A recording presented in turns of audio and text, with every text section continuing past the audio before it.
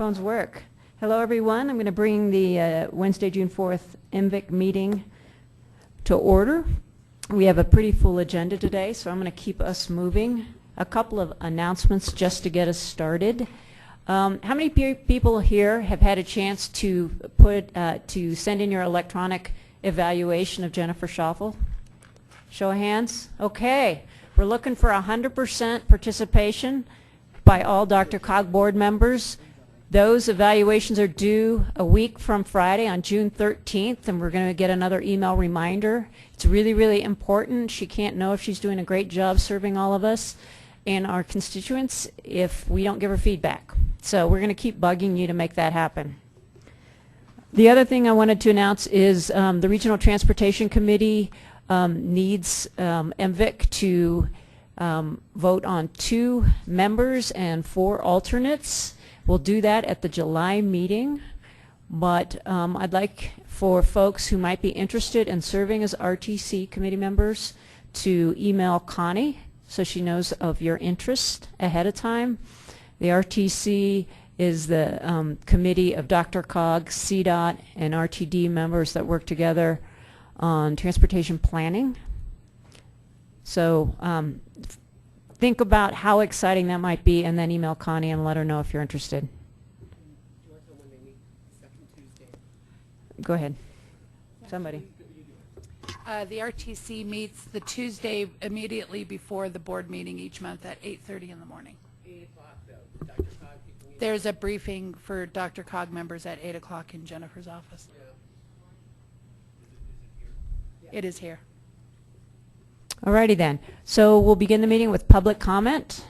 And members of the public can come speak to us for 3 minutes on any issue for which there hasn't been a prior public hearing. Do we have anybody in the audience that would like to come speak to us? Seeing no one, we'll close that and move on to the summary of our May 7th meeting. We know we have one needed correction to the summary. Kathy Noon was not in attendance. Are there any other comments or corrections to the summary? All right. Then we'll move on to our first informational item, which is the MetroVision 2040 update on parks and open space and then community health and wellness. Thank you, Brad. Good afternoon, everyone.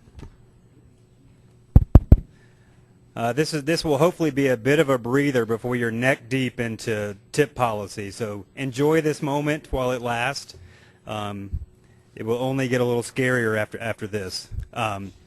So we've been doing quite a bit of work on the MetroVision plan, our region's plan for long-range growth and development over the last 14, 16 months, even really going into 2 years.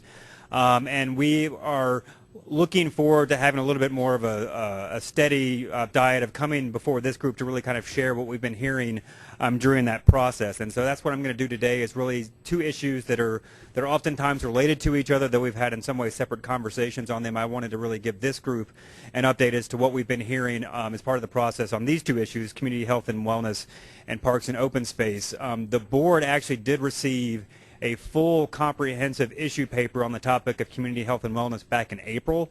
And what you have in your packet are a couple of really short issue updates related to these 2 issues to kind of just get you up to speed again in terms of what we've been hearing.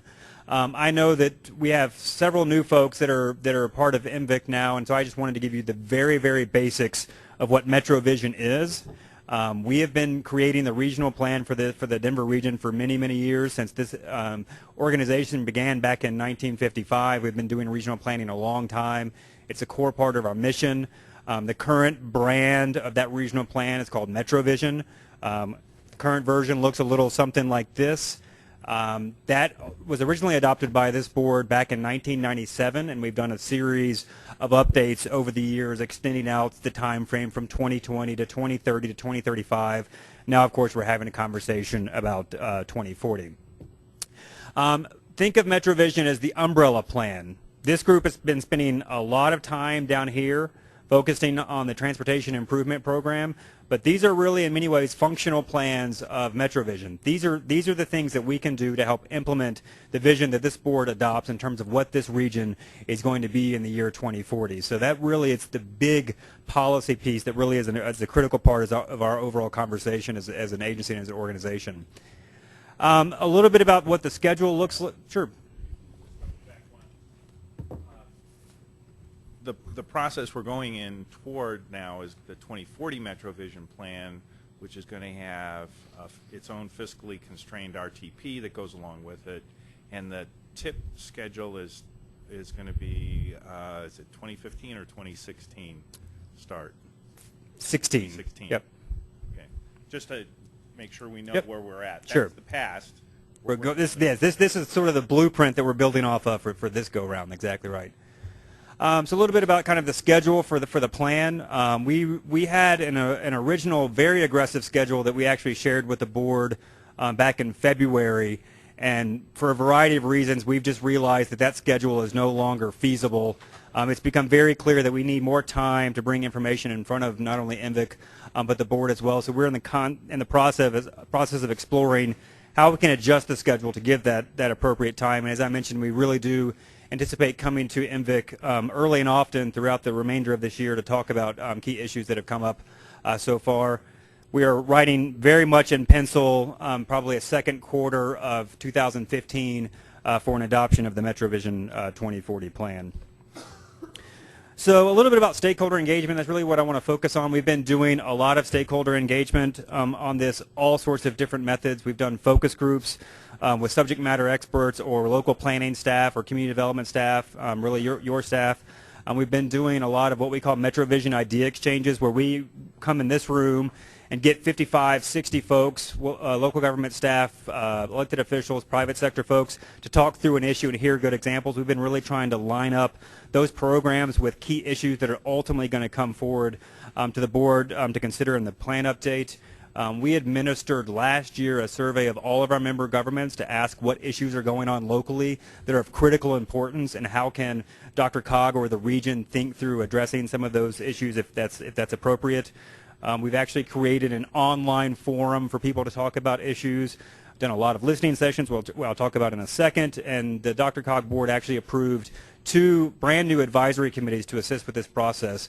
The MetroVision Planning Advisory Committee, which is a technical committee of the board that's involved with the plan process, as well as something called the Citizens Advisory Committee, where we have a group of citizens that's really helping us think through, in particular, the stakeholder engagement efforts that we've been pursuing.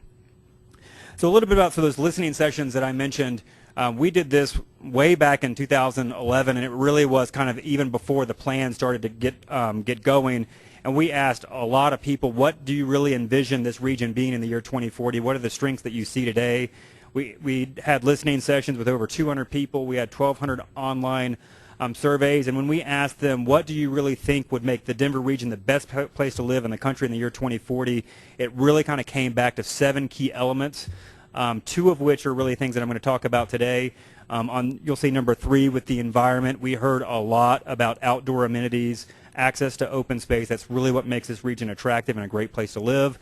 We heard about environmental quality. Obviously, air quality is a critical part of creating a place that people want to live in. And then we actually heard quite a bit about number 6, which I'll also talk about, is sort of the idea of community health. Really focused on not only access to health care, but access to healthy foods.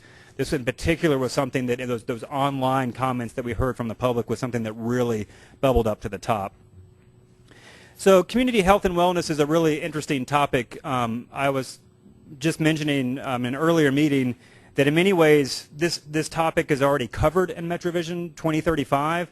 It's just not really explicit. A lot of those connections aren't made on the front end. They're just sort of assumed. And really, we've heard loud and clear from stakeholders that really this is a chance to make those connections as clear as possible. We're very fortunate that we actually have a lot of momentum to build on this topic. There are lots of coalitions on this topic around the region that are oftentimes led by local government employees, the state, nonprofits, the private sector. Many folks are really engaged on this topic, so it's not like we're entering into something that has no real energy and momentum.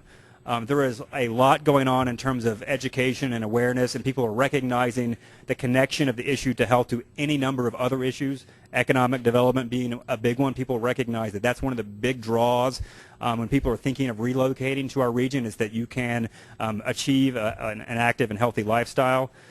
A lot of grassroots efforts as well. Obviously, we're seeing a lot of momentum sort of at the coalition, sort of formal coalition level, but also a lot going on at the neighborhood level, whether those are community gardens or even group fitness programs at the neighborhood level, those sorts of things.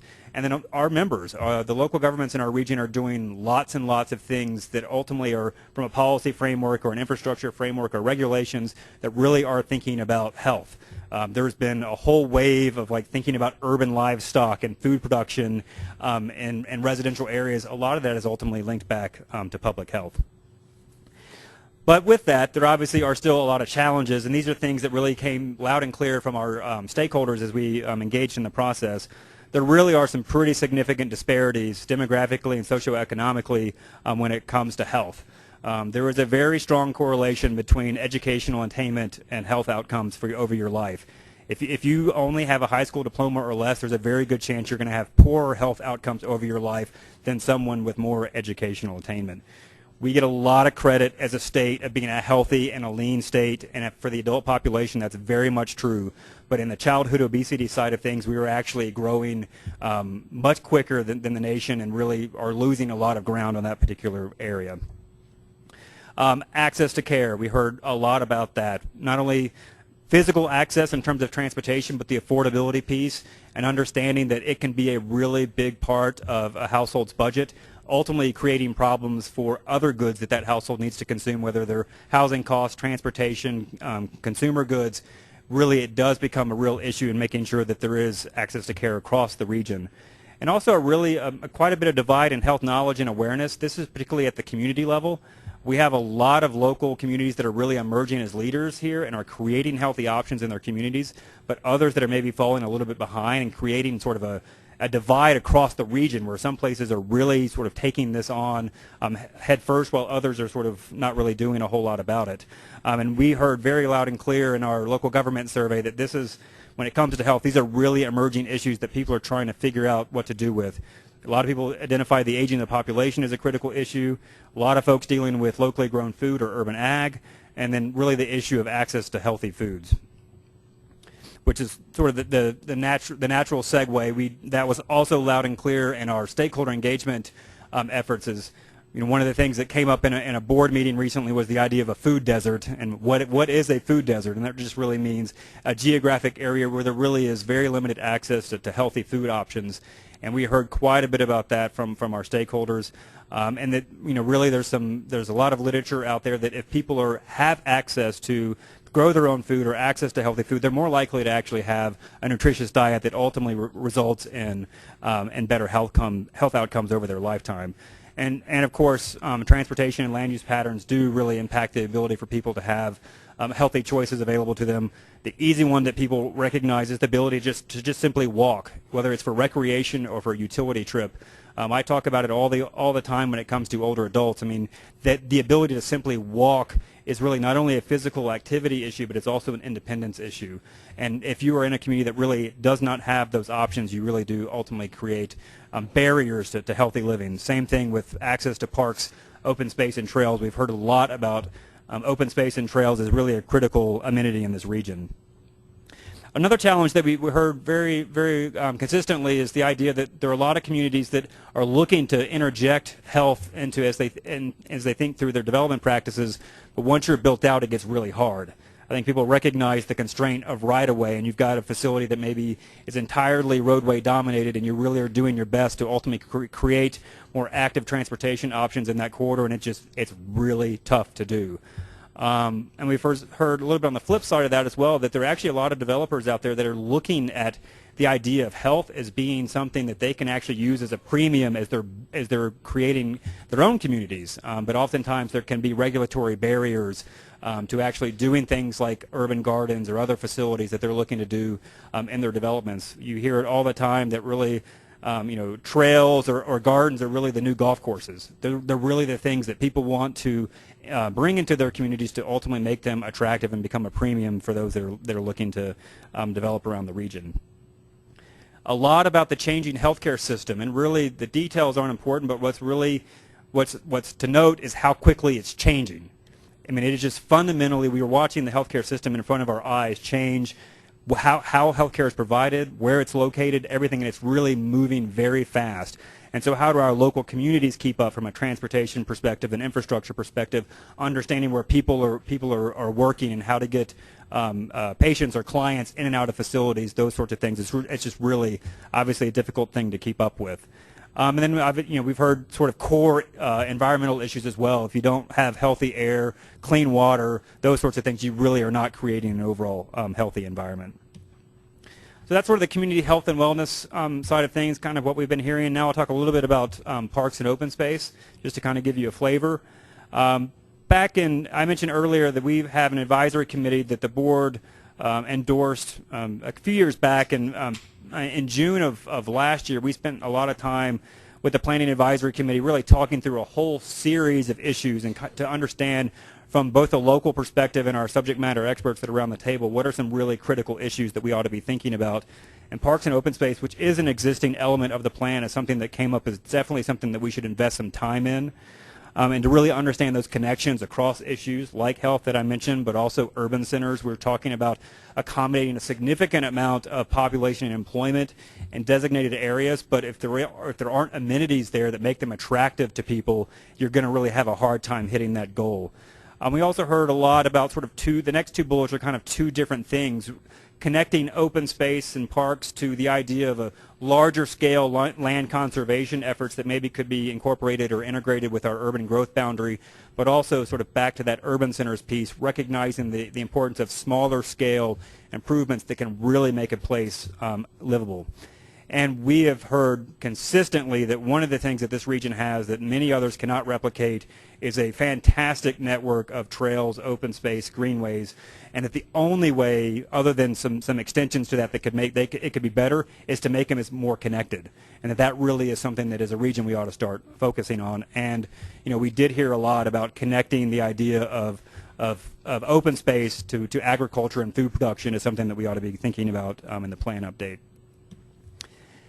We also, from a stakeholder engagement standpoint on parks and open space, actually reached out quite a bit to the public.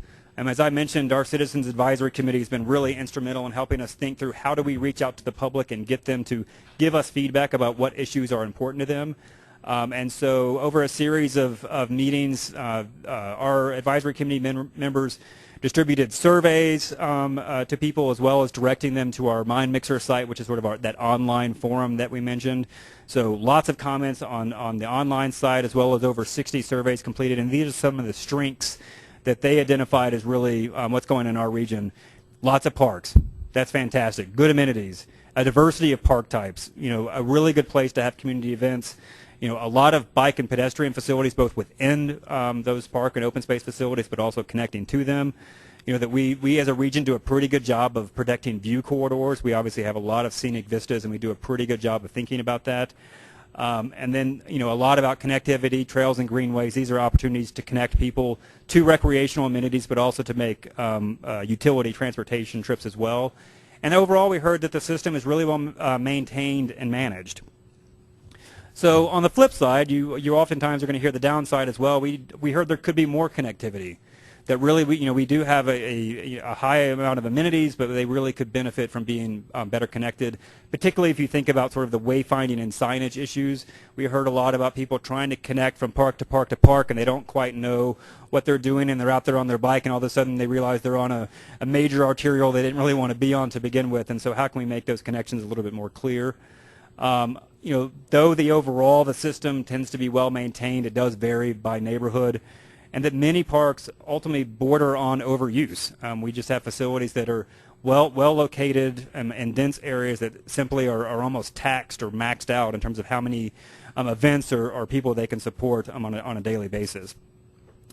Also, just some concern that there's, a sense that there's actually competition between facilities, whether they're civic facilities or trails or open space, even just at the local level or at the district level, that maybe these things are competing against each other rather than thinking of themselves as a complete network. And oftentimes, not a surprise, with parks, you also hear a lot about illicit activities, but also a chance to really think about making more connections for natural and wildlife areas. So just some things that really will come back to you in the future, and these really, again, were identified through a lot of stakeholder engagement efforts, a review of what other similar organizations around the region do on this issue, and we also actually looked really closely at kind of what our members are doing when it comes to parks and open space and thinking through how they establish a vision or metrics associated with the subject. And one of the things that we heard is that right now we have an open space goal that this region will protect 880 square miles of parks and open space by the year 2035. And that's a laudable goal and something we should think about, but maybe we would benefit from separating the conversation a little bit and thinking about parks and open space separately. Parks, maybe it's more about access. Maybe it's about having a certain amount of population within a quarter mile of a park or something like that. And maybe the open space side of things is really the big picture, what's the regional target.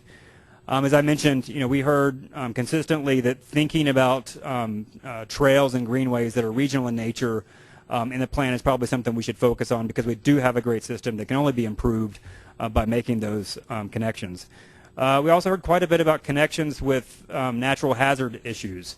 Is that open space does provide the possibility of creating buffers between areas that are known hazards and established communities. And obviously, as a region, we've been living through a lot of that lately, and so we've been hearing that quite a bit.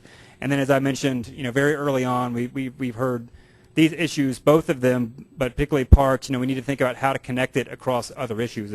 It's not just a plan element, but it's also something that's important for the remainder of the plan. So that's really it from a update standpoint. I did also want to just kind of give you a preview of some things that are going to be coming back through both NVIC and the board, just to kind of give you a heads up. Right now, we are scheduled to come to the full board later this month to give a overall preview of MetroVision 2040. I know we have lots of new board members, and so we want people to understand what the plan is, what the schedule is, what the expectations are of the board as we go through this process. But one of the things that we're also going to do that may be of interest to those that have been engaged for a little bit longer is back in 2011, this board adopted MetroVision 2035, which actually established some pretty ambitious targets for the future. And so we're going to update you in terms of how we as a region are doing related to those measurable goals that the board set. And so in terms of this group, we also are going to come back to you in July with two issues. A regional housing strategy that we've been working on for quite some time that was actually scheduled to go to the board in May, but ultimately got kicked back down to NVIC in July, and then we're going to pair that with a companion piece that we've been working on that's thinking about what our DRCOG's role can be and really what our region's needs are when it comes to the issue of economic vitality and making sure as a region we really do remain an economically competitive place, as well as a place where people can prosper. So those are two items that are going to kind of come back to you in a similar format as an issue update for this group to hear a little bit more about in July. Thanks, Brad. Do folks have questions? Bill? Not as much questions on, yes, in part some of them are questions, Brad. Thank you for that. On the parks and open space, looking at that one particularly, I'll start there. One of the items that I know is a number of the municipalities and some of the counties have done master planning with regard to parks and open space. Some of them have included trails or not in that. Is there a repository for those, or at least what can be gathered among those that are members within the DRCOG area to kind of see what is out there, so that if you're looking for things on integrating or connecting those, and there are some regional trail systems that have been developed, particularly I know that the repository tends to be the counties for that. And if you're looking for wayfinding around some of that, the question is sometimes I go to Google Map and I can put in destinations and it gives you the route options. It can show you if you're walking or if you use the car, or transit, but it'll also have a bike option. Yep. and I don't know if that's good or not. And so, you know, if we Well, they'll tell you it's a beta version, right? It's very loud and clear on the Google site. This is a beta. I Be careful. understand that, but Ted's here too, and you know, it might be an interesting piece to kind of say, you know, what's the quality of that, or what might we say for that, because you know, sometimes we get questions about how do you get from here to there, and you know, at least I found it to be pretty good for at least my novice approach on riding my bike and getting around. It'll provide some pretty reasonable options, because it'll go to the trails rather than necessarily giving you even the street routes. So Yeah, and DRCOG actually has an online inventory of bicycle facilities as well that we have out there. Yeah. And you know, making sure that folks are aware of that. And then on the health and wellness, at least one of the things that we're seeing with some of our folks, particularly dealing with those that have had challenges in funding for healthcare issues, particularly services, healthcare services, even with all of the websites and that, language issues or lack of access to technology, they're still in need of, and I won't use the official term navigators with big N's, but navigators with little n's, in how do I get through that, and folks sitting down with them and saying, here's where some of those services can be provided, or ways to deal with that. And you know, I've been working with Doctors Care in Littleton on that, and it's a big part of what they've been doing. And so there's still a need, particularly for those folks that may not be technologically as literate as desired, or having that access to be able to go through that. Great, thanks. Other comments, questions? All righty, then we'll keep us moving on. Thanks Thank you. very much. It was really helpful. So the rest of the evening we will be spending on trying to move forward with the TIP policy. And as a reminder, we are trying to adopt this in full in July so that we can do a call for projects. So I'm going to try to keep us moving through this.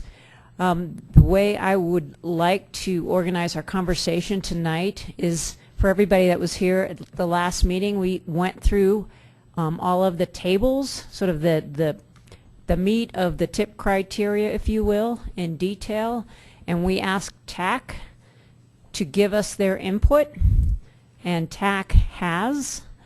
And TAC's most recent meeting was just June 2nd, so we will get an update on those latest recommendations tonight.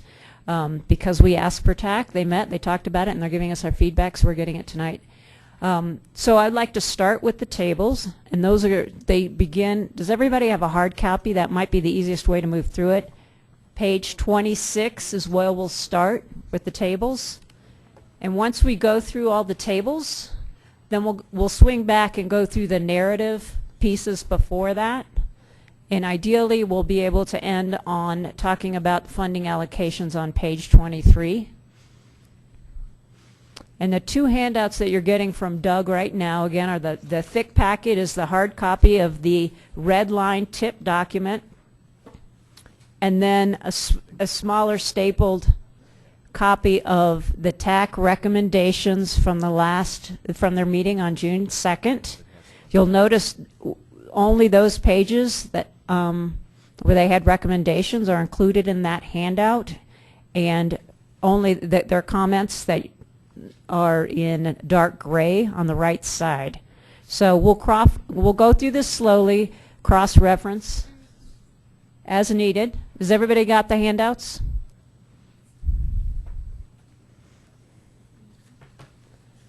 So what I would like to do is Doug's going to start off with a brief overview, and then we'll start with the tables and to go through to each table one by one, make sure we're okay with it. If we're going to make any changes, make those changes, and then move to the next one. And again, the tables start on page 26. Is everybody ready? Everybody got their documents? Everybody? All right. Take it away, Doug. Okay. Let's see here real quick. Golly, I have multiple copies myself. All right, so we're going to get right into the tables then, Madam Yeah, I Chair? don't know if you need, if you want to give any very brief overview. If not, we can just. Well, what I might do real quick is I have this flow chart up here, and I know how much you love this flow chart.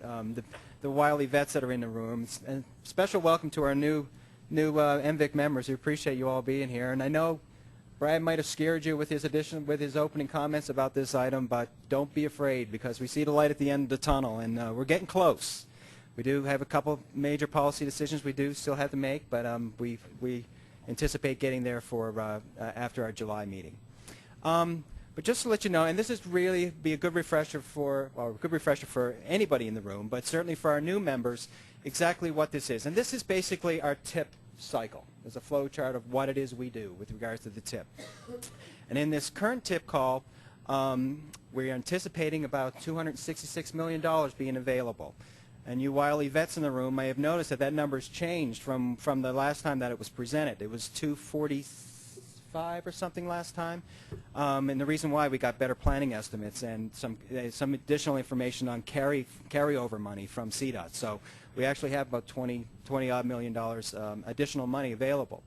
So that's what we have. That's the umbrella pot that we have. And before we do a call for projects, we kind of, lack of a better term, we strip off two pots of money for various commitments that we've already made before the call. The first is called is under other commitments, and those are basically our fast tracks commitments that we've made, and it totals about $27 million. It's basically North Metro and the 225 corridor, right, Todd? And then as we've discussed at this MVIC and came to consensus and a recommendation on, our set-aside programs, which you know, I won't go through them all, but they total up to $40 million, and those are ones that are not part of our call for projects. They have their own mechanism for the distribution of that money that occurs throughout the life of the TIP. Then we get to the call for projects, and this time around we anticipate approximately $200 million available for that TIP call.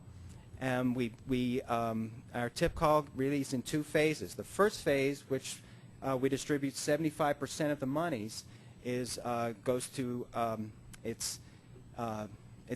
pot, and similar projects compete for that money. So capacity projects compete against each other for that money. Roadway operational projects compete against each other for that money, and the projects are selected exclusively by the score that they get when based on their project submittal. And we'll discuss the tables here in a second that we use to select those projects and the points. The projects that do not get selected as part of that 75%, they go to a second phase. And second phase is the board has a little more discretion on how those projects should be submitted, would be selected. Some of this, the criteria that is used, there's an equity component that typically has been used in years past. You know, some of the time smaller communities, for example, is not as easy for them to be as competitive. Maybe let's say in the 75 or the first phase, so they become. You know, they get on equal footing, let's say, in the second phase. So that's really our process. We're really still at this phase right here in finalizing what it is our selection criteria is going to be for first phase. And like I said, we're really close, and hopefully we can get through the TIP tables and most of the document today, but with anticipation of a July recommendation. As Elisa mentioned, you did receive several documents from us. In the original mail-out that was last week, you received the TIP policy document. And that's the big, thick document. You received two versions of that. You received a red line version or a track changes version and a clean version of that. And that document did include TAC's May 19th comments. And those are reflected in the kind of balloons off to the side of the TIP tables, 4 through 11. The other comments that are in there are staff comments, just giving you an explanation as to why we did what we did as far as the edits that we made in there. The other thing that you were sent yesterday is June 2nd comments, and that is the supplement that Elise mentioned. And those additional comments are in gray, and we only sent you the pages in which they made comments on. So be aware of that as you're walking through the document, and I'll try to catch when those pages come up so that we can address it accordingly. A couple things I would like to point out with regards to the document itself is your recommendation at next month, hopefully, will not include the process for second phase will not be included in that recommendation. Quite frankly, because this committee has not discussed that second phase process yet. It is not needed for us to do a call for projects, because obviously the call for projects is based on first phase. And we will have that discussion at subsequent meetings throughout the summer, and then come back and amend the document with that second phase information. The other things I would like to point out is that in Appendix C, you'll notice in your policy document, it is blank. And the reason it is blank is because it is the project. What will ultimately populate that table is the 2040 roadway capacity projects, and those have not been selected yet. Those have not been selected and approved by the DRCOG board. We anticipate that happening at our June meeting, and but those projects will be included in this policy document before a call for projects is done, because those are the projects that are eligible for roadway capacity projects, so it obviously is needed. And the first phase funding targets, which is on page 23 of the track change version, we'll talk about that in greater detail towards the end, but we want to get through the tip tables first, the tables 4 through 11, the criteria tables, and some initial discussion, and then some other discussion about the policy document itself if you have it. So with all that said, Elisa already outlined what we hope to do today, and we'll start right in with the first tip table, which is on page 26. And I don't have, I'm trying to find 26. I got 27 here. Here we go. Okay, roadway capacity projects. And Doug, since we have some new folks here, I don't know how you're going to maybe want to touch on a little bit some of the philosophies around what we were trying to do with what's in front of us, which is make it simpler, easier to explain, to carry forward to folks, as well as make some adjustments, such as scoring will be based on the requested amount rather than to eliminate the overmatching issue. Right. Well, I think you did a pretty good summary of all that. On the funding equity, yeah, that is something new. And actually, well, we've had some members that are new board members because we had a discussion about that at a past board meeting. So some of you, I know Bob was at that meeting. Well, I do have a question. Your last statement you said was it the size versus the matching grant? I didn't catch. You want to put it in The your overmatch. words better than my words? Is that on the funding effectiveness Yeah. criteria? Matching grant or matching funds? Right. In the past, it used to be based on the total cost of the project. It was our cost effectiveness measure. And this time around, what it's based on is based on the actual amount that is requested. So, so what was happening, or what the potential was in the past, there was an opportunity to game the system because because you could apply an overmatch. But this time around, you cannot do that. So So when the organization applies, they can show what they're requesting, and then. Can you get on the mic, please? Yeah. I was hoping I could yell into his pointing my way. So the question is, the organization that's looking for the total funds, you're looking at what they're asking from DRCOG, and then you'll also be able to see what they're matching. So you still get an overview of the entire project? Oh, yeah. We'll definitely get an overview of the entire project. So we're going to weigh it more on the fact that there's some matching funds associated? Does that weigh? No, we're going to weigh it more on just the amount that they request, the effectiveness of that amount they request versus how much they're going to overmatch and the total cost of that project. I remember, and I don't remember where, and somebody can educate me, but I thought we were discussing at one point, maybe at the DRCOG board meeting, about some weight factor with matching grants, and I don't know, did that happen? Okay. I'm good then. Okay. So why don't we dive through the table? Hey. Dive into the table. Yeah, we just wanted to go through. I don't know if anyone had specific comments about tax recommendation or on tables, table 4. I did have one issue if other people don't have any, and that's on page 33. Where it says, this is midway through the connectivity, multimodal connectivity box on page 33. Table 5? I am all right. You're right. I'm already ahead of ourselves. Never mind. Back to table 4. I am. Shh. Has a question. Oh, Shakti? I know there was a long discussion about the environmental justice criteria. But I like that it requires a description of the benefits and disadvantages, but I feel like it needs language that says there needs to be benefits for the project to get the points.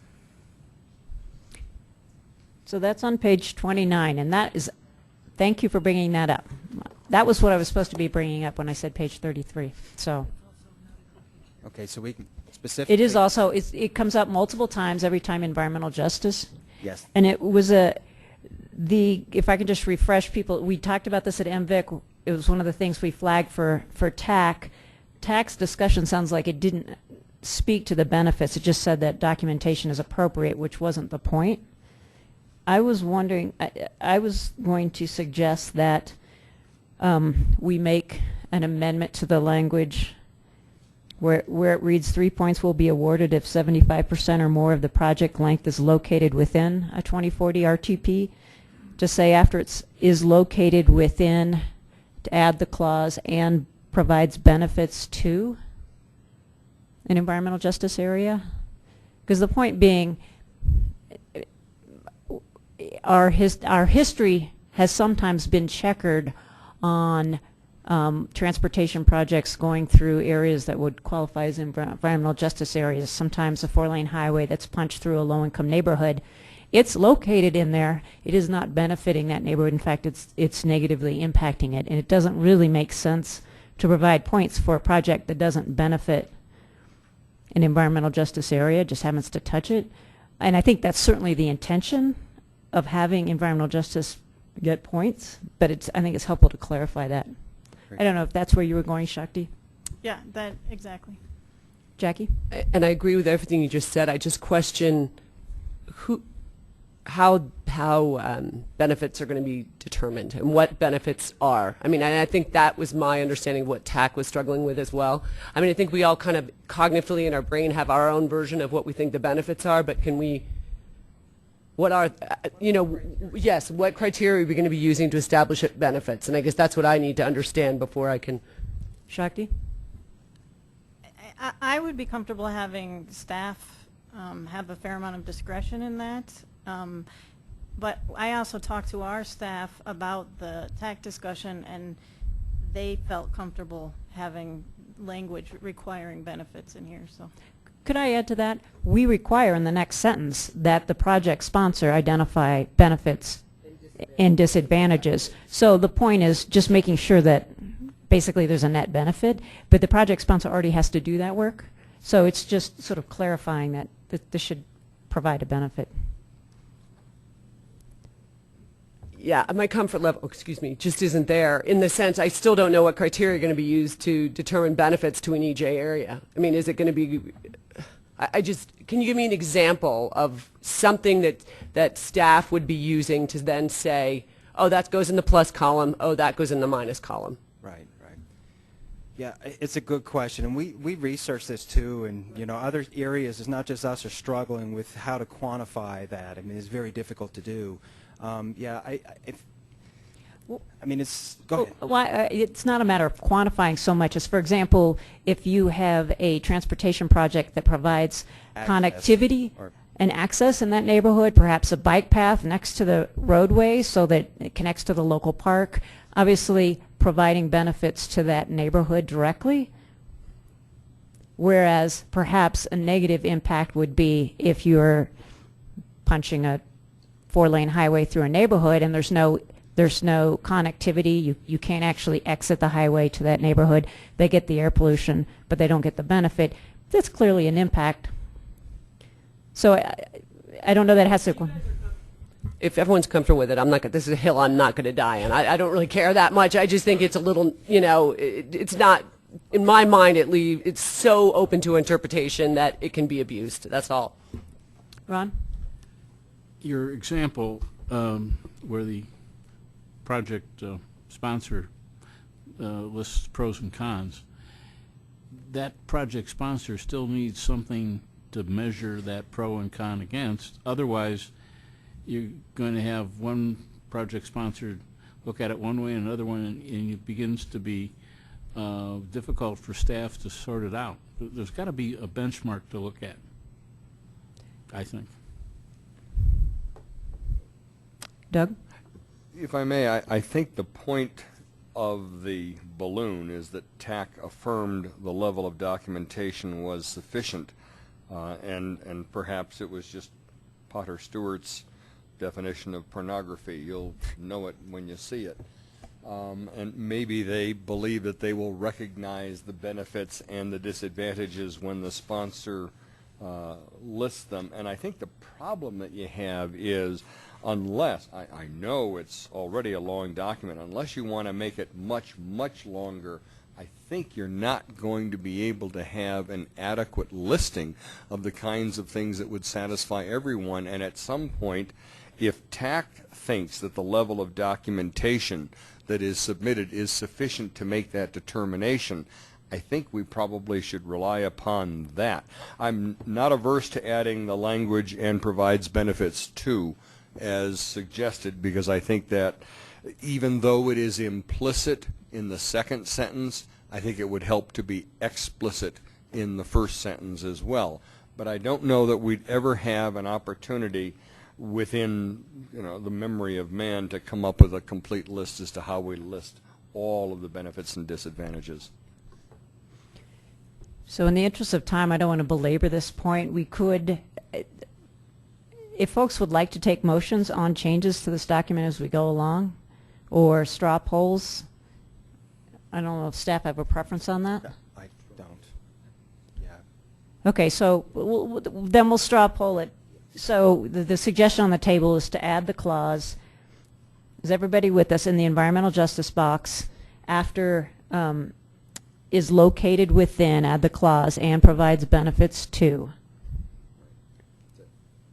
So folks in favor of making that addition? Okay, opposed? Okay, not wildly excited. So I think staff put that on the list of things, changes. Done. So to, Can I? I'm sorry, Lise. If I may, because it's the first comment from the TAC June 2nd meeting, I would like to go back to page 28.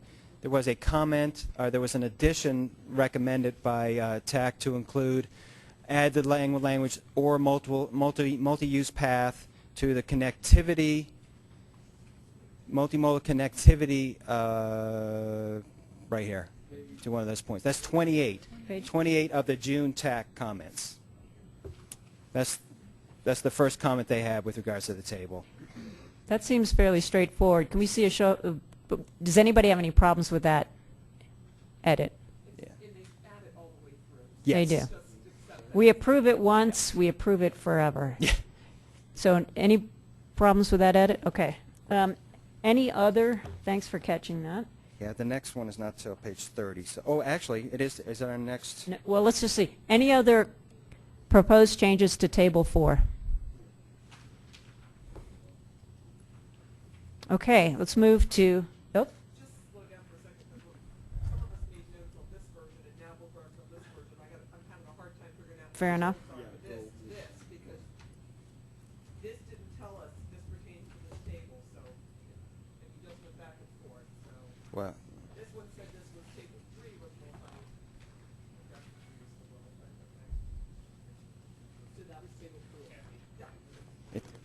Yeah, it's page 28. No, I'm trying to say where it says on this that goes to table 4. It's page 28. So that packet of, if you'll Same notice. page 28. Yeah, the same page 28. Got it. Okay? That's what I'm trying to. Right. Yes. Okay. Then I can. Okay, so as people get oriented, again, we're looking for any changes to Table 4. Kathy, do you think you have any, or are you good? Not to the wording, to the scoring.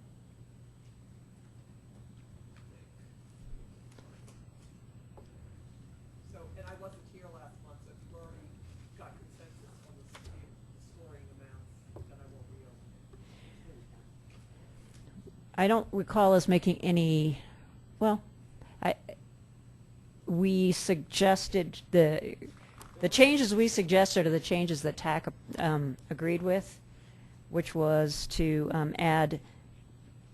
make it 8 points for adding an HOV Right. lane, and adding some points, some less than 8, but some points for shoulders and bike lanes that may not be protected.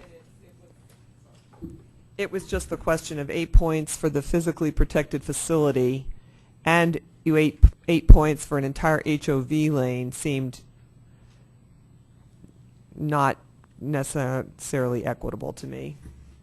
An entire lane versus just a separated bike path, I was having trouble with that being equal.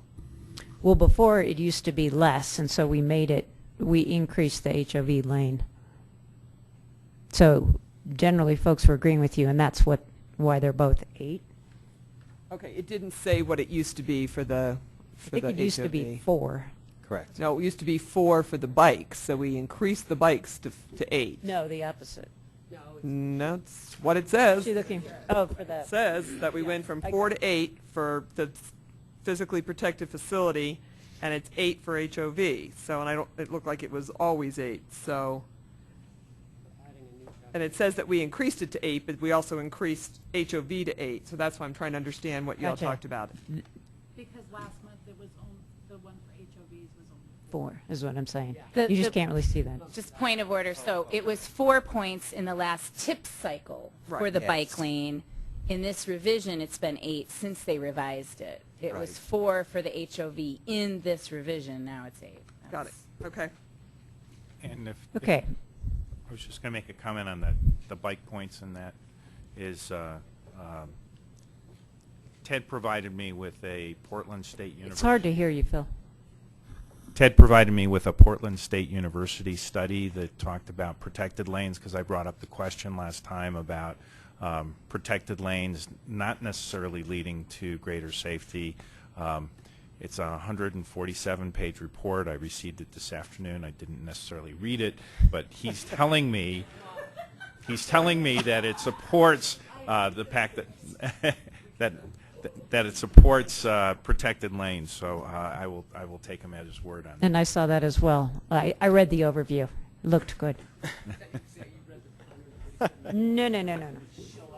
Okay, so I'm going to try to move us along a little faster. I'm going to think we're done with Table 4. We're going to move on to Table 5. Okay, Table 5. In the eligibility criteria that you have that in your big full document, but there was also, this was one where there was an addition at the June TAC meeting, so that's page 30 in your supplement handout. It should be the next page after what you just did. And there was just, basically, there was one word added. Let me get to it here. One word added, and that was under roadway operational projects. It's kind of the second sub-bullet under roadway operational projects. Turn lane additions at appropriate intersections are also part of the project. So basically it says that you can add through lanes. Originally, before tax recommendation, it said you can add through lanes as long as you added lanes or modifications at the intersections. And what the comment was at TAC was that maybe we should say, you know, at the appropriate intersections and not all intersections. And staff concurs with that recommendation. And then there was one on page 30. Well, actually, anybody have any problem with that TAC recommendation? Okay. There's Okay. another TAC recommendation on page Yep, 31. that's right. The next one is on page 31, and this is a June TAC recommendation. And this is, you know, this is a change, certainly. This is more substantive, but probably than some of the others. And this was as a result of a request from MVIC last time to look at person hours of travel versus vehicle hours of travel. Just as some background, in the other two roadway categories that we have, which is roadway capacity and roadway reconstruction, there is reference to person trips in there. They're both, the metric is person miles of travel. In this one, because of the nature of it, it's a delay measure, so it's vehicle or person hours of travel. So the suggestion was to try to find a metric that we could use that would reflect a person hours of travel, easy for me to say, person hours of travel metric. And we did that actually. We had some help from Boulder County was a tremendous help with this. Will Torr, former board member, provided his recommendations on how to do this. And what you see here is basically the result of that. It is, I won't lie to you, it's a little more complicated than what it was previous. But it is doable. We have talked, it does require additional documentation from RTD in order to be able to do it, because we need to be able to have the number of passengers on the buses in order to calculate the person hours travel. They said they can provide that data, right, Todd? And so, you know, it is certainly possible if that's the wishes of this committee. I will point out, though, that you will notice in the document you have in the supplement that we have X's here for what the thresholds of the points are. I would request that you provide us with a little bit of latitude there to come up with those. We only, you know, we got this less than 48 hours ago, or 48 hours ago, so we haven't had time to make sure that the threshold for the points are, we want to make sure they're appropriate.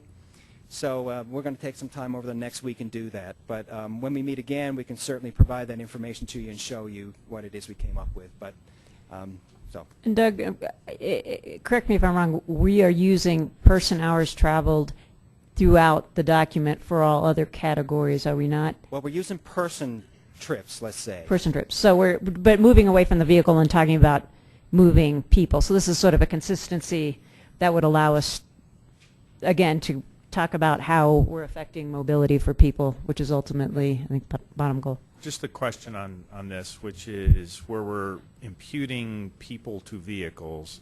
It's only transit vehicles. It's not individual vehicles, correct? Because that's where we're getting the RTD. Well, it's actually both. What we will be using for this metric is, we know from a traffic count, let's say, for just to keep this as simple as possible, from a traffic count, we know how many vehicles are going down. I say vehicles, total vehicles are going down the roadway, right? What we propose to use is, in order to come up with the auto vehicle occupancy, we would use the regional average, which is 1.36. So we know how many people are in cars. So now we have to come up with how many people are in buses. And that the information that we get from RTD provides the max load of a bus along its route, and we will use that number and then bring the two together to come up with that person hours of So travel. the only place across the region, and so if we just talk about equity across the region, where there's going to be a variable, it's going to be with respect to the transit estimates. True. And everyone else. It's hard to hear you, Phil. I said the only variable across the region then will be based on the transit estimates, not the individual vehicle. No, the number of vehicles will vary depending on what your projection Yeah, the number is. of vehicles, but I'm talking about, we're going to impute the 1.36 across the region, so there's no change on that, and the only additional refinement is going to be with regard to transit. To the number of buses and to the number of passengers. Yeah. Doug and then Kathy. And my question simply is, I thought I heard you just say that as to buses, you're simply taking the maximum number of passengers capable of being held on the bus and using that as the multiplier? Within the peak hour. Everything's being calculated within the peak hour. The car trips will also be calculated within the peak hour. Kathy? So my question is, what if you have a no bus or no train? You're always going to score less in the PHT model. Correct.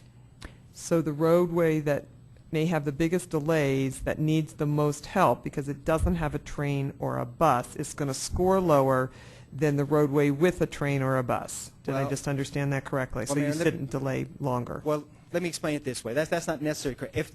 If you're looking at two projects that are exactly alike, the one that has one has bus service and the other doesn't, the one bus service would score better. Yes, but go ahead. I'm going to give you my but. Yeah, okay. No, I was just going to say that if you have a corridor that you have a lot of traffic issues and congestion with, you'll probably score well anyway, despite not having any bus service. Because your person hours travel, although it will only be based on car trips, will probably still score high. It's just, it's hard to I guess explain. I'd have to see an example of the math to be convinced. Intuitively, it doesn't work for me. We're not going to have carnage at MVIC. Eva's next. Eva's next, and then Sue.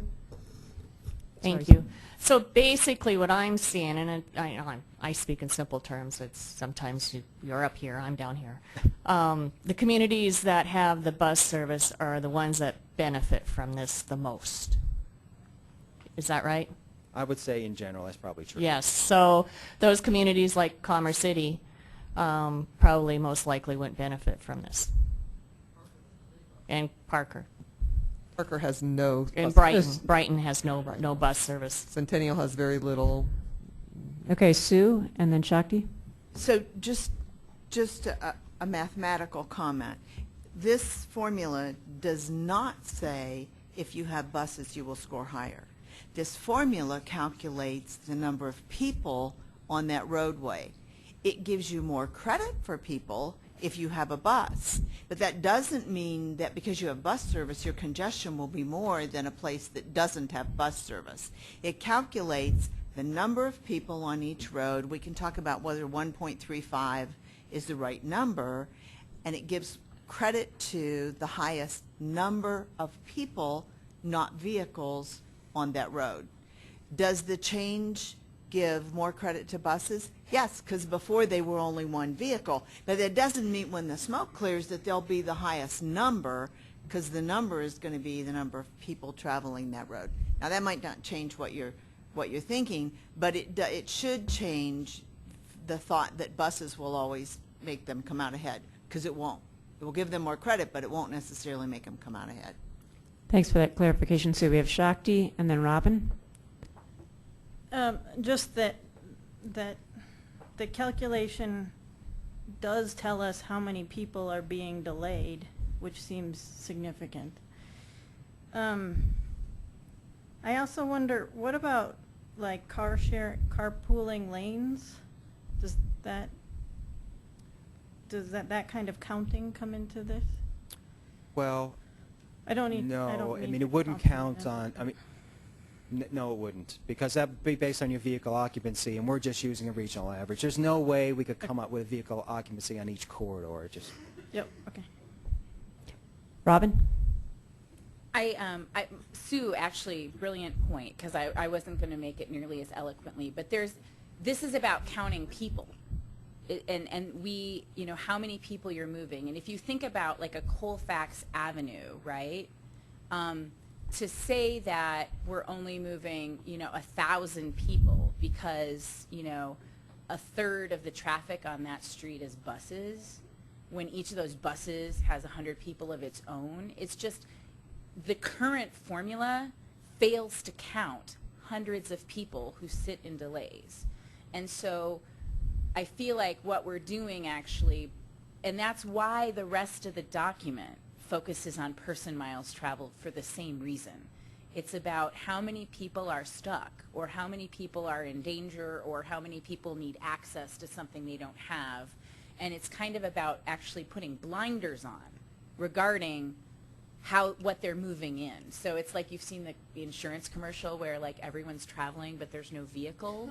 I mean, so that's how I see this, is it's saying we just agnostically count people. And if they're sitting in, if 10 people are sitting in traffic for an hour, that is the same as 20 people sitting in traffic for a half an hour, right? It's about people and hours. And so to me, it's kind of, it's mode neutral is what it is, where the current place where we were at vehicle miles traveled, just, it like took a bunch of those people and pretended they weren't there and they weren't stuck.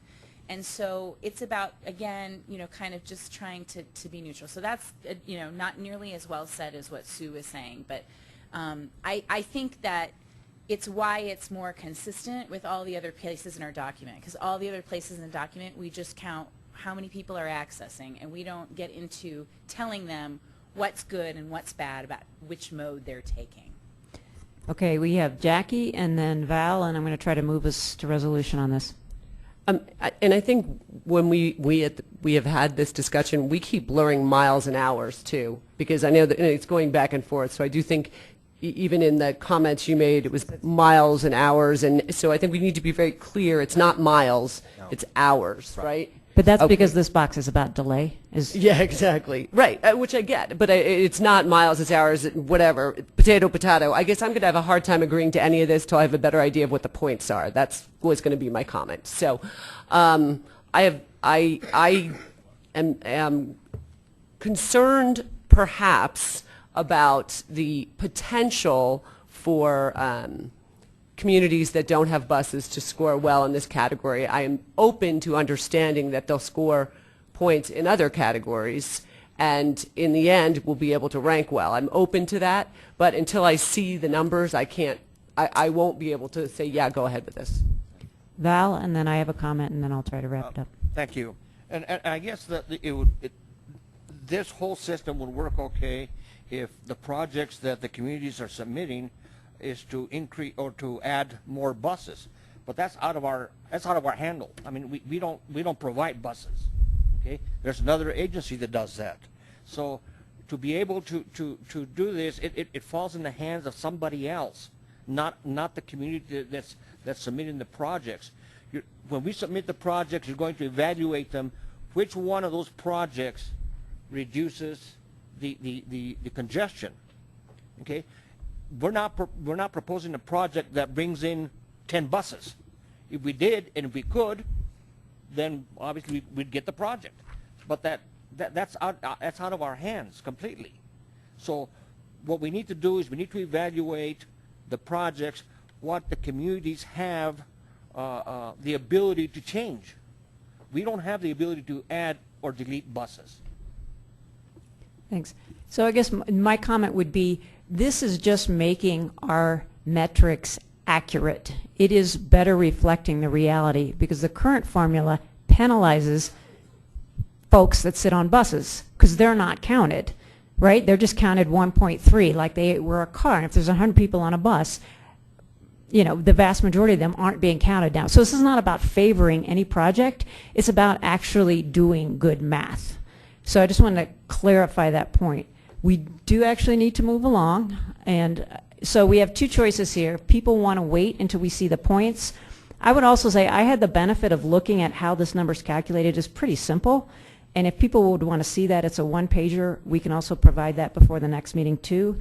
So we could sit on this if people want to. Staff look at the numbers, or we could go ahead and agree to this part. Do people have a preference? I would rather wait, but I would also like to see the data. I mean, I'd like to see how the calculation is done, and I'd also like to see, you know, Doug, you made the comment that the communities that don't have buses will score well in another. So if you could somehow articulate that so we could understand, like where do you think they're going to score? Give us an example project or something. It would certainly help me understand it all better, because you know, I showed up at phase 2 for the last round of TIP, and I wasn't involved in the phase 1, so I'm not as familiar with specific projects scoring well against each other. So right. Give us a community that doesn't have a bus route, give us a community that has a bus route, and some sense of what it's going to look like so we can really see how the criteria is applied, and then I think we'll understand. Because I do think very valid points have been raised here. Yeah. Okay, so I'm going to make the suggestion that we wait on this one. Staff can work on the points, giving up the example that Jackie Right, some requested, examples. and we'll send out the methodology pages for you math geeks. So in terms of other changes to Table 5, Let me see there here. There, page 32 of the supplement again, so stay on the supplement.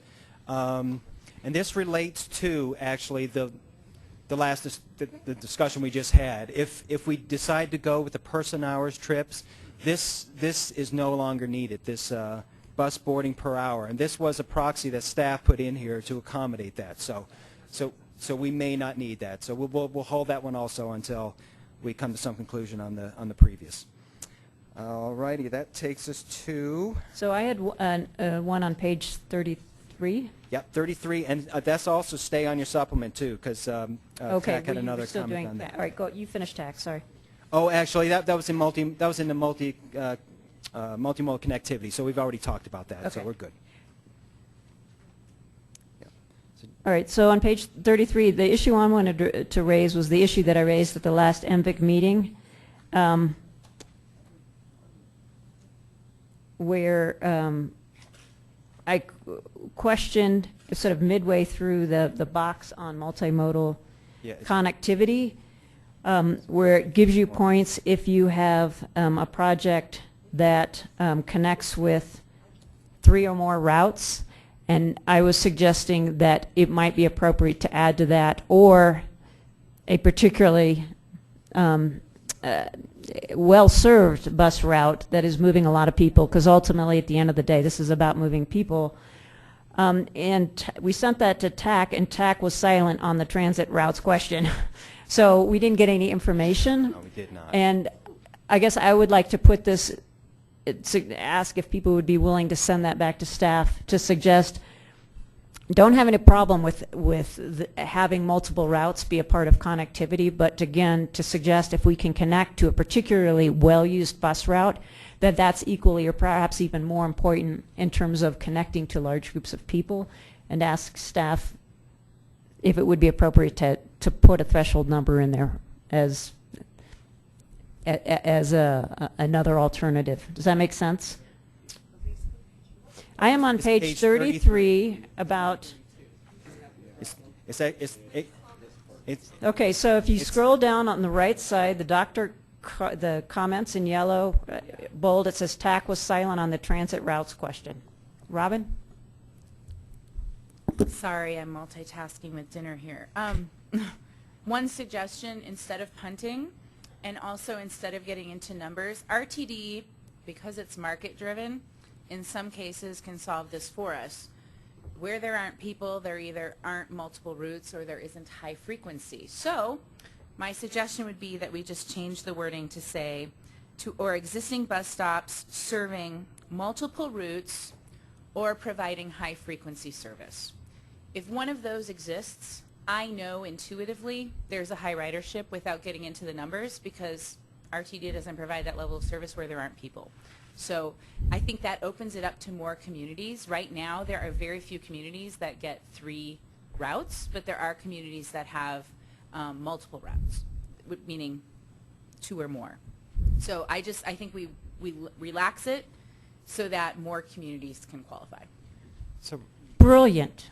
Robin, if I may, do you have a definition for high frequency? Do you have a suggestion for that? I think that it's a 15-minute term of art. I headways, thought it was 15-minute headways. Yeah, okay. That's what I think of when I hear it. Yeah, if it's not a term of art that RTD actually uses, then we can define it, but Okay. I thought it was a term of art that they... The 15 minutes is what RTD uses. Okay. Yeah. So we don't have to get into ridership. We can just give it an either or, and truthfully, I think a whole lot more communities will qualify then for that point. Folks have any problems with that suggestion? Such a more eloquent solution than punting it to staff. So any problems with that addition? Okay, great. Other changes to Table 5? Okay, let's move to Table 6.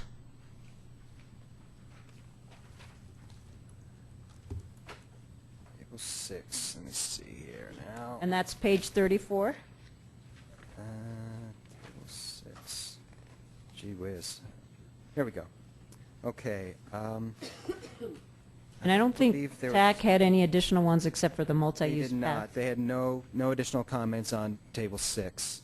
With June, I mean, they did concur with a number of the comments from MVIC. Well, no, it's just that multi-use Path thing. Yes. Right, as you said, we approved it throughout.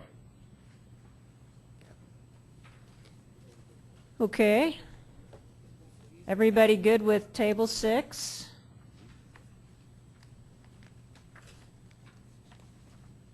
All righty. Don't want to rush us, but feels like Table 6 might be okay. So let's move to Table 7, which is the Transit Passenger Facilities Project, starting on page 37. And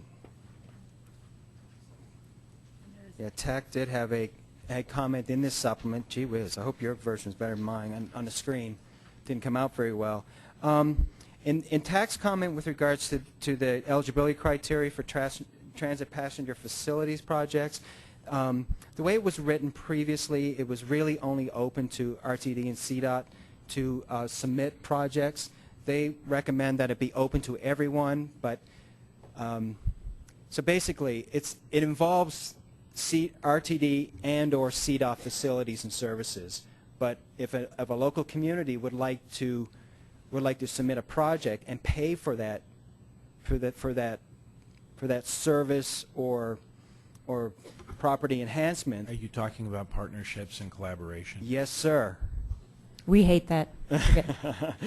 Then they have the ability to do that. But in order for the sponsor to be able to actually provide an application, they have to get concurrence first with RTD and or CDOT if it involves their property. So it's kind of makes sense. Got a thumbs up from Robin. So anybody have any problems with that? Sounds like it makes it more flexible. Yep. All righty. Other changes to Table 7?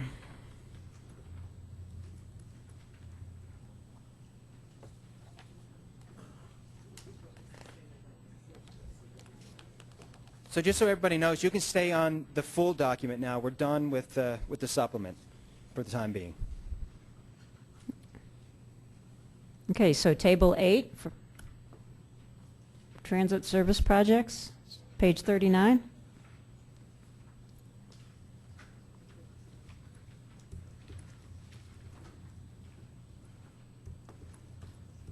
I might point out that in 39, in the last comment there, which you can't see on the screen, but TAC asked staff to confirm with RTD about the written requirements that they have for if a sponsor is requesting additional service, that RTD was pretty clear that they really do need that written documentation and the time requirements that are suggested in this section. And it's a matter of them taking it through their proper channels as well. I think that was me that whined about it, and our guys said they could live with it, so. Okay. They're not happy, but close enough. Any other changes to Table 8? Okay, then, Table 9, page 43. So I actually had one. So the change was made under the eligibility requirements at the top of the page under number 1 to require all the facilities to be paved. And it has been our experience, while the vast majority of bike ped paths that are used, for example, for commuting are paved, not all of them are. And that it would be nice to create more flexibility for those that are occasionally aren't. The way the points are scored, the connectivity generally points towards commuter trails and bike paths.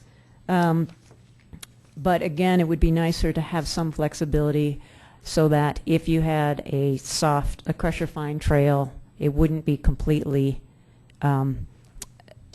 ineligible for project funding. In particular, there's a number of pedestrian paths, even short connective structure facilities that aren't always paved. So I wanted to throw that out there and see if there was any interest in removing the requirement that they all be paved. Shakti, did you have your hand up? Yeah, I brought this up to our staff because I had the same thoughts, and they said that there have been some problems with, and I quote, people trying to use it for sort of mountain bike paths as if they were commuter paths. And so I agree with your point, and I also want to avoid the mountain bike path scenario. And that was my concern, is how do we make sure these are actually being used for commuting and not recreation? And I think, not that anyone would ever game the system down at DRCOG, but seriously, how can you? Well, I would point out that we don't judge I-70 West traffic for being recreational based, right? The fact that people are going to ski. So I don't know that that's the key, but I agree about the point of we're not trying to create funding for mountain bike paths. It seems like there's some, right. And most of the points are about connectivities to, but an I-70 is an economic driver in our community. I don't think anybody would say it's a recreational freeway, but. Well, no, but the vast majority of, for example, we don't stop and figure out the motivation for traffic. Are you going skiing? In which case that's recreation, and somehow that's different if you're hauling goods, right? So I'm just saying No, that I don't know if that's business if you live in the mountains, but you know. But I don't know that potatoes. Right. I don't know if that's the best litmus test. Is all I'm saying. Yeah, if I may, I feel obligated to just share. I mean, I have checked around the country some of my colleagues about this topic, and I've also talked to FHWA about it because staff had, we had an opinion on this as well, and I think the biggest concern for us is really twofold. One, it's about the maintenance of those facilities and the longevity of those facilities that are not hard surface. The other is, at the very least, the perception of the intended use, whether that be for a transportation purpose or a recreational nature. Now, there's no one here naive enough to think that those paved trails are not used for recreational purposes as well. But I did talk to FHWA, and they shared probably staff's opinion on this. They mentioned they were concerned about maintenance issue. In particular, they mentioned something I never even thought of living down south the past 17 years, but snow removal on those facilities.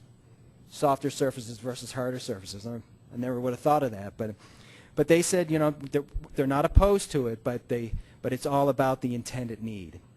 So we have to be careful if we're opening up that gate. You know, we have to be careful what kind of precedent we're setting. So well, that was going to be my question, which is, I tend to look at commuter use being something that could be done 12. I look at commuter usage as something that needs to be done 12 months of the year, and the difficulty that occurs with a crusher fine trail is, you know, the ones at least that we have, we do not do snow removal on a crusher fine trail because it'll destroy the surface. Right. Of course, the benefit is, you know, the cost factor is, you know, exponentially cheaper. There's no doubt about that, and the money could be spread further. So, Kathy? if someone wants to have a crusher fine versus the paved, then I would adjust points underneath where you get more points for paved and less points for crusher. And I think that would be a very legitimate way to go. Right now, the way this is written, they're just not eligible at all. Not eligible, exactly. So if I'm just saying, if you don't want to die on a hill, just give more points to one versus the other. So can I just test the pulse? I don't want to go down this route, so to speak, if nobody else is interested, but I guess I would. I think Kathy raises a good point about one way to address this. And I don't know if there's a way to also require it to be a commuter trail. I don't know how you measure that, but maybe you have to prove that there's some level of traffic use related to workday travel. I also think that would be a legitimate thing to do. I see staff. But anyway, I wanted to see if there's any other interest in seeing from others on exploring this point for staff to bring back at the next meeting. Doug, did you figure out something? Well, I think that those things sound reasonable. I'm interested. Okay.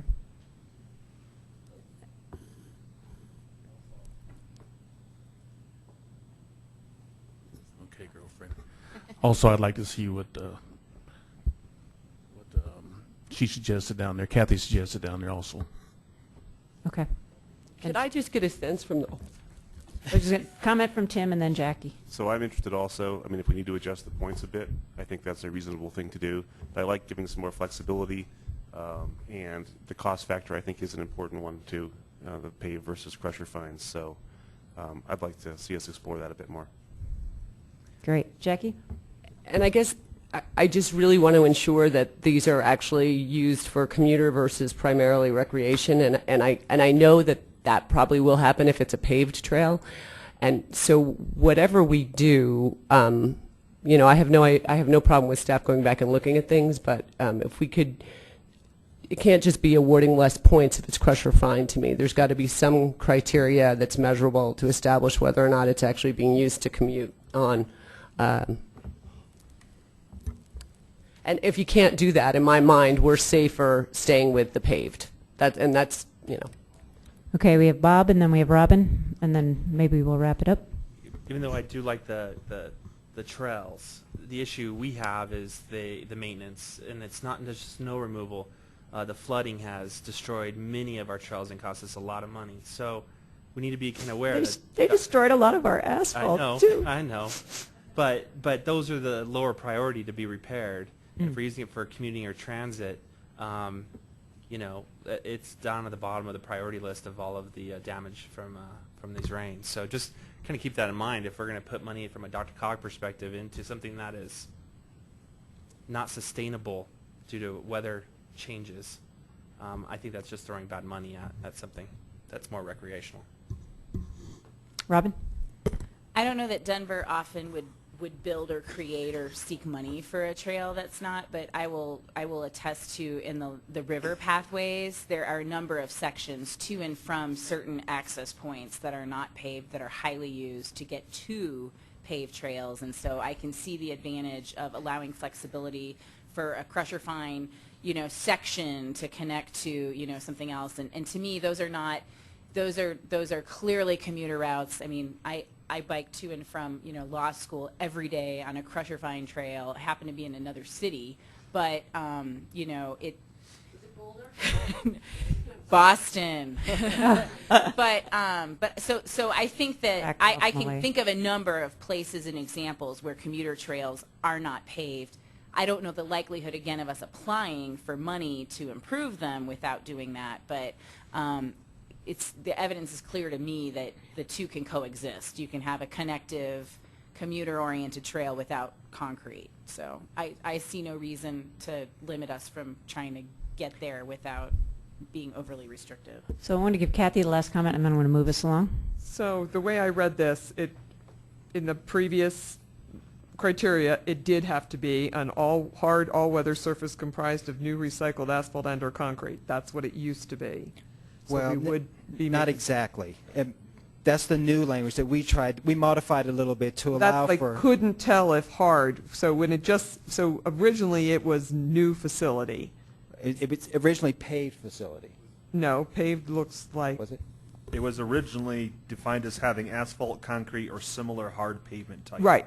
Right. I see that. So that's what it's been for many, many, many years. Yes. Has anyone had an issue with that? Are we trying to create a problem that's not there, I guess is. I never recall where it's ever been brought up before. Well, okay. I'm just wanted to know if people have said, gee, I wished I could have, or might something. I think we feel a little bit more constrained than we would like to be, but. Okay. So in the interest of moving us along, it sounds like people are okay with staff exploring this. The 2 points would be giving more points for pavement than a non-paved trail and requiring that both have some commuter use. However, that's if there's a way to easily do that. That's not. I don't think that's So- possible. It could be the I'm not numbers. okay with it. Okay, Sue's not okay. I mean, and I think a number of people have said they aren't. I don't know where the balance is, but I think if someone wants to do a trail like that, that's swell. But I agree that's not a good investment for our money on something that's going to wash out with the weather that we have, be difficult to have snow plowing, be hard to maintain. I just don't see it as a good investment for our money, and I'd rather see a community who's willing to go with a more a more sustainable product, get those points. So that's just my thought on it. Okay, so, sorry if I misread. Why don't we just see a show of hands of people who would be interested in having staff take a look at this, and why don't we do that? 1, 2, 3, 4, 5, 6, 7, 8, wait, 9. Okay, and those that want to nip it in the bud. 1, 2, 3, 4, 5, 6, 7, 8.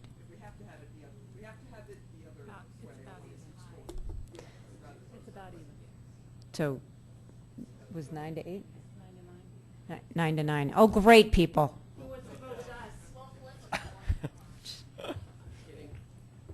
I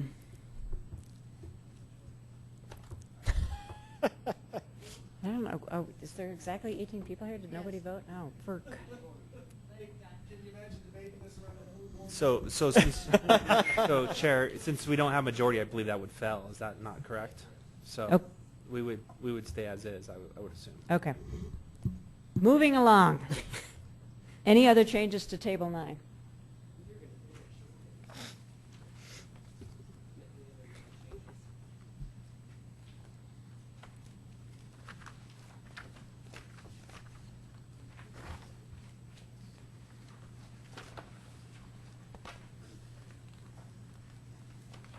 Okay, I assume silence means no.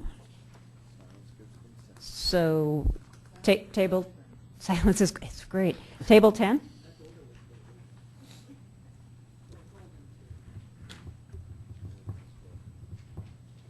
That's on page 49? I'm hearing.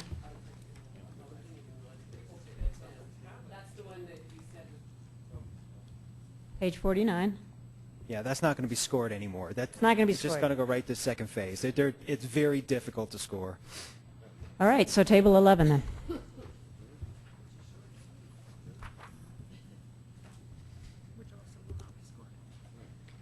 Which will also not be scored. Okay.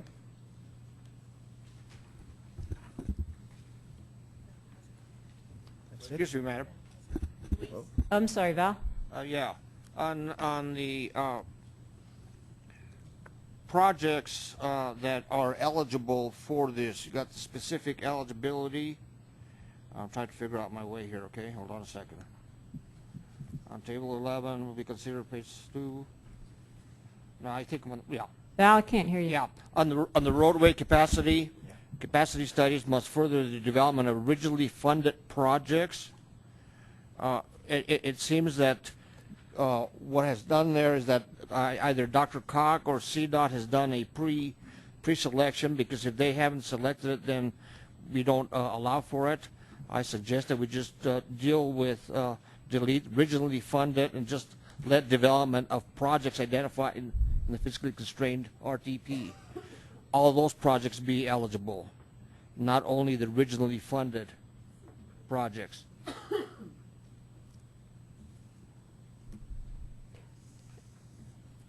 I'm sorry, I was not understanding your suggested edit. If you take, you know, where it says roadway capacity studies, Yep. must further the development of originally funded projects. You're limiting the amount of projects that are only originally funded for this criteria in here.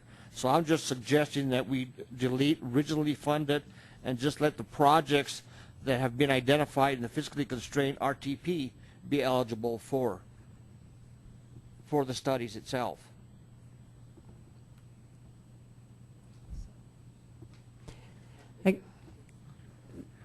What happens in some cases is that the locally funded projects, in some cases, you know, as things change as you go through there, they should be allowed to be able to go through this criteria without being.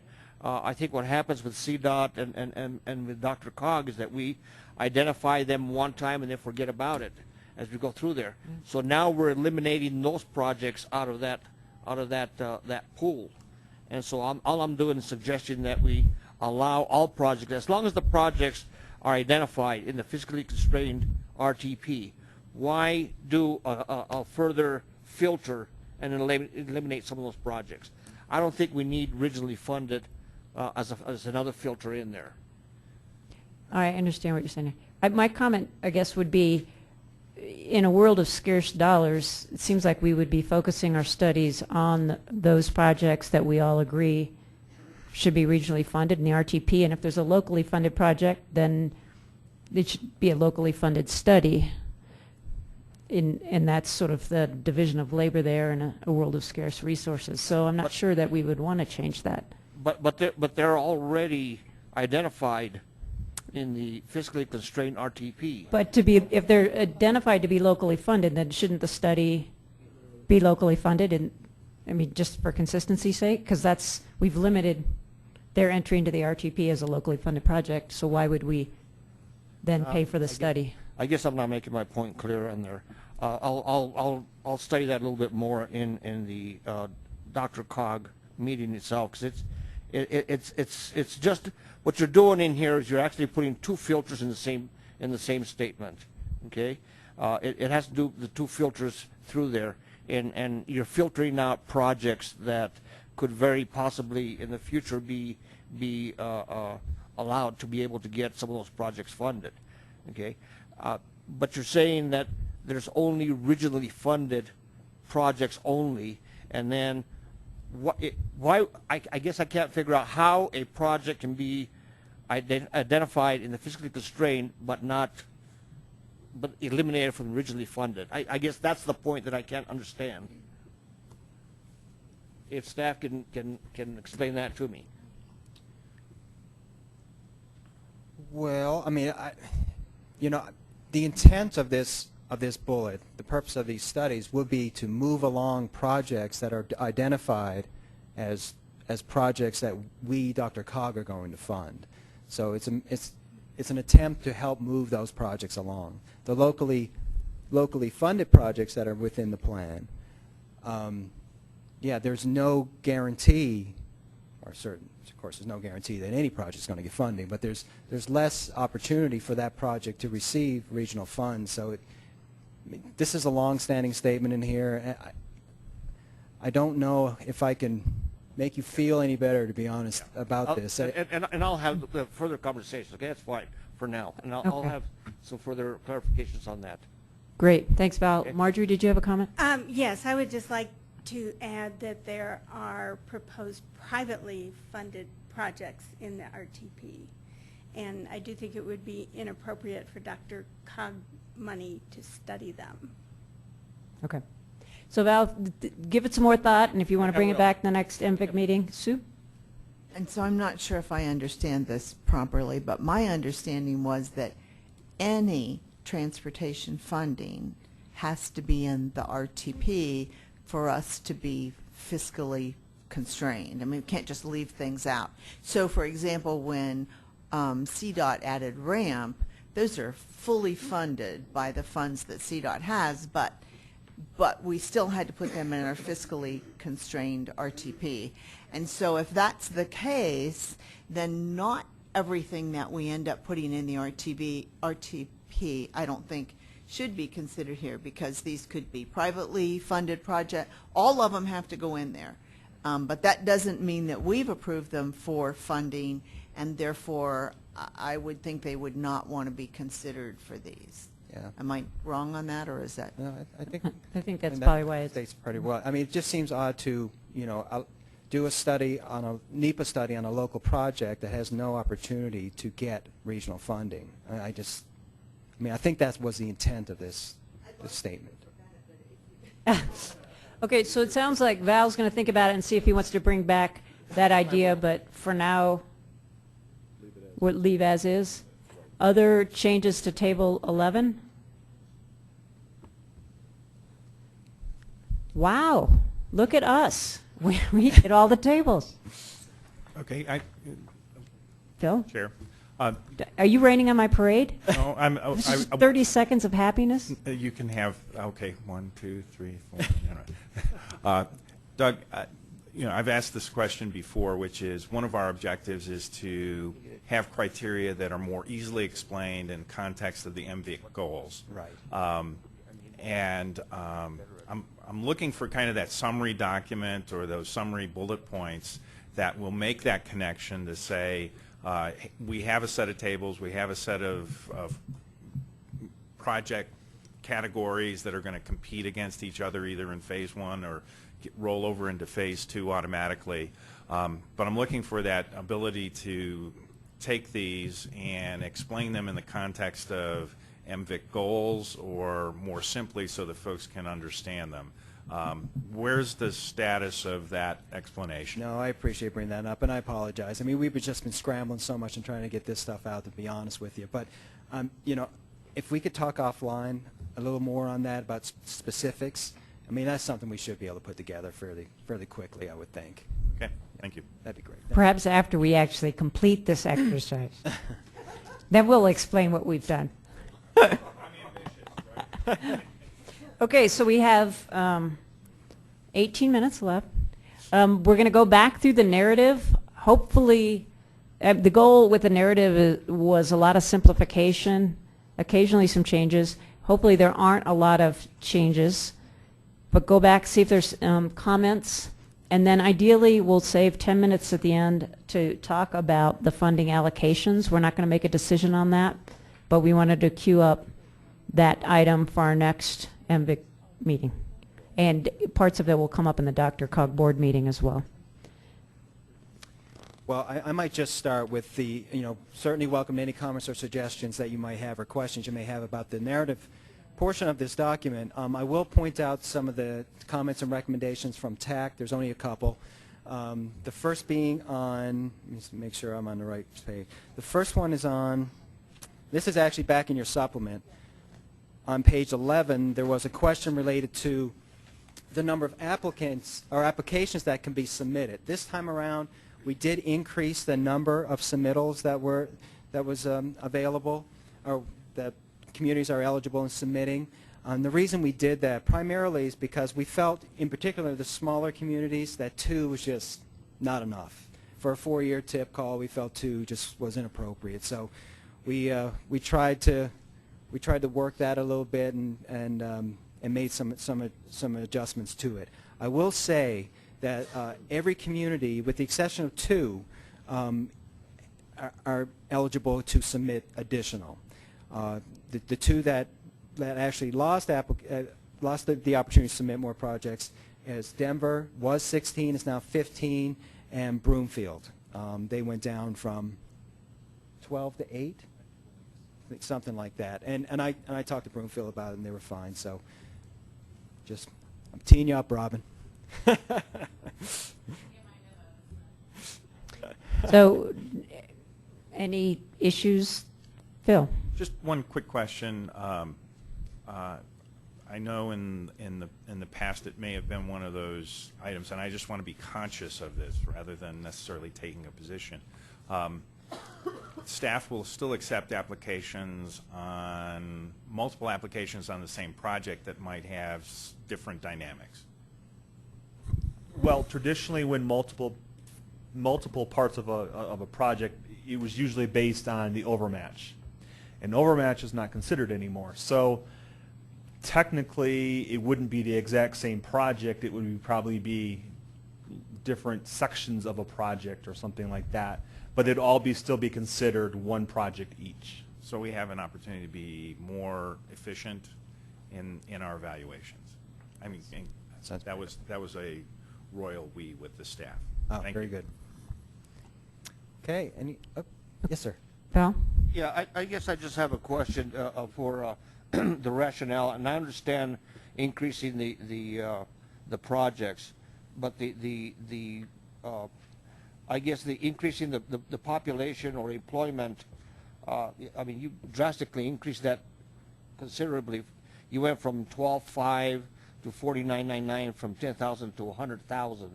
So you got communities of 10,000 that will get 8 projects or qualify for 8 projects, and somebody that's 100,000 for the same number of projects.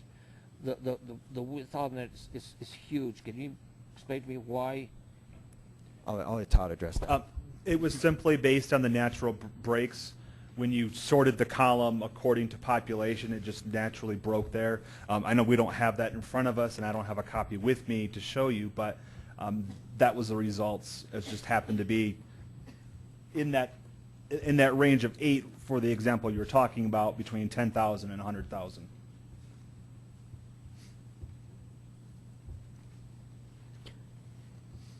So there's one other TAC.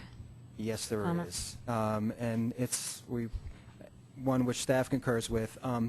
In the past, and this is on page 19 of your supplement, in the past, applications had to be signed by the chief elected official, either that be the mayor or the county commission chair. There was a request by TAC that that certain forms of government don't necessarily allow for that, or at least it's cumbersome, that they requested that county and city managers also be allowed to sign off, and staff concurs.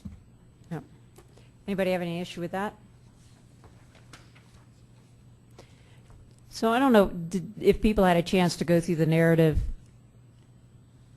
Do folks have any issues that jumped out at them, concerns, comments? I wasn't thinking of going through this with a fine-tooth comb. Again, most of it wasn't substantive changes, occasionally minor modifications, but a lot of simplifications. Shakti? I have comments about the allocation, but you said we were going to talk about that after, so. As soon as people are done raising issues with the narrative, we were going to go to page 23 and spend the rest of our time on that. So why don't we go to page 23 then? Okay, great. Thank you very much. Yeah, this is our funding targets. We establish funding targets by funding source for each project type that we select projects for. And what you have in front of you is a revised version. Now, this is on the supplement again. This is a revised version of, and this was staff created this with the recommendation of TAC, and what the breakout should be and how it was different from the last time. In the last tip call, it was that right? Was it 60 last time? Yeah, it was 60 for the STP Metro was allocated 60%. Oh, I should also mention that this money, this is everything that's left after all the set-asides and that are done. This is the remaining money by funding source. So last time it was 60% roadway capacity, 20% roadway operations, and 20% for recon projects. What was proposed in this by staff and confirmed by or recommended by TAC was to change that proportion a little bit to really account for really more money. We have more CMAQ money than we've had in years past. Actually, we have more money than what we've had in the last tip call, about $40-some-odd million more than what we had last time around. So what we are suggesting, and this is just for discussion purposes today, we're going to come back with more information, and we'll finalize this at the next meeting, because some of this I'm still have some questions about. For example, roadway operations in CMAQ, we've never put roadway operational projects in CMAQ. It is eligible, but there are restrictions on how CMAQ can be used for operational projects. It's done pretty consistently throughout the country that communities use CMAQ money for operations, so I think it's something that we should explore. And again, because we have the access CMAQ money that we have. Also, something that's new that was proposed by us and TAC was to use some CMAQ money for bike ped projects. And the reason we suggested that is because in the last category here, the Transportation Alternatives Program, that was formerly called the Transportation Enhancement. And when in the new law, it was changed to the TAP program, and we lost our sub-allocation to this region we lost about half the money. So basically, we have in TAP, we have about $6 million available. Well, 10.5. 10.5 total. 10.5 total. 10.5 total over the 4 years, which is about half of what we had last time? Approximately. Approximately. So in order to recover that money, we looked at alternate sources, and CMAQ clearly was an obvious choice. And excuse me, and bike ped projects are obviously eligible under CMAQ. I would mention, the other thing I would like to mention about the roadway operational projects, you'll see that the total of that, this doesn't really equate to dollars, but you'll see it's about 55% of the total, but it's not really. It's actually more money than what was in previous calls, and the reason for that is we changed the definition of what operational projects are to some degree. In the past, it used to be restricted to, you couldn't include through lanes any longer than 1,800 feet. But now we changed that anything less than a mile. So we anticipate there's going to be more operational requests than years past. I'd be happy to answer any questions, just general questions you may have about this. But there are some moving pieces that still need to be worked out for us to be able to ultimately complete this chart. Well, Shakti actually had her hand up. So I have sort of a general comment and then I get more specific. So I knew that there was a ranking system before I prepared for today's meeting. I didn't realize there were all these different categories, and it creates, the ranking system seems to me like the rationale is clear, where in fact, all of the money that's going into these ranking systems first has to be assigned to a category. That seems to me like a huge and sort of unclear step in the process. So that's sort of my general comment. Then more specifically, my understanding is that TAC saw the proposed changes in allocation, but they only saw it very briefly. True. And so I wonder if, well, being consistent with whatever deadlines we have and stuff, if TAC could have more time to look at it. Oh, sure, yeah. They meet again on June 16th, so we'd be happy to provide some additional discussion and debate about that. But I will say it was unanimous. Now, I would suggest, I think that's a good idea. And I tell you why. Unanimous that they support it? Yes. Or, okay. Yeah, and the principle of the changes. But we can send that back and have a discussion, because we're not going to come to any conclusion on this table today. And I would suggest that ultimately the table is going to look a little different than this, because, for example, the operational projects we have under CMAQ, that 40% might be a little high for my liking, simply because it is restricted to certain types of operational projects. So we want to have another look at that. And there are some other policy decisions that are going to be made at the board later on this month that will help us in leading the way and focusing on this. Phil? Sorry, didn't mean to cut you off before, but Shakti had her hand up for. I'm okay. You have the STP Metro, you have CMAQ, and then you have transportation alternatives. Correct. Those look like three different pools because each of those total to 100. And you're Correct. saying this is after, if we go back to your chart, this is after, so this is out of the 75% element. How much is in each one of those? Yeah. I mean, Yeah. okay. We'll share that with you next time. Oh, okay. So these are just percentages within those three different groupings. Right. Right. But we don't know which. It's not like 25, 25, 25. It's not. Okay. So, there was another hand up over here. Was it Sue?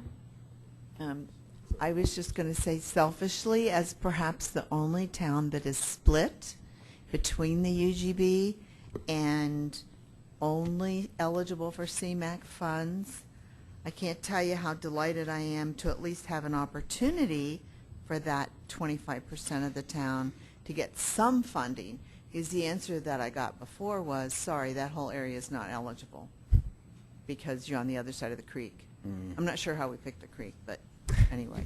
Without a paddle. Yeah. So are there any other questions or general comments, Robin? Yeah, I think that I understand why we're starting with this particular approach, because we do have specific pots of money with specific uses and limitations.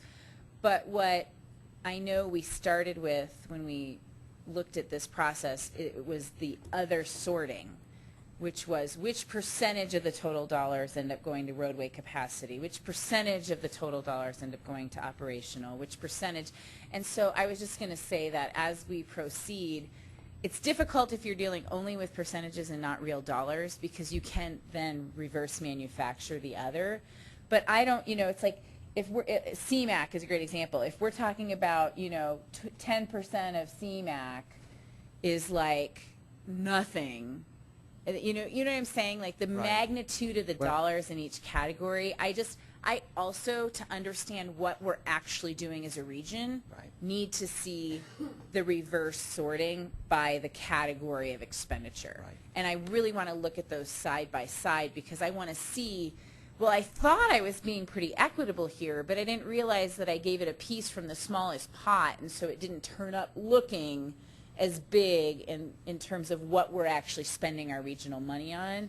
So I won't and can't really take a position on this sorting without seeing that. So and it's fine to use a fictional number, because I can, and the magnitude is what's important.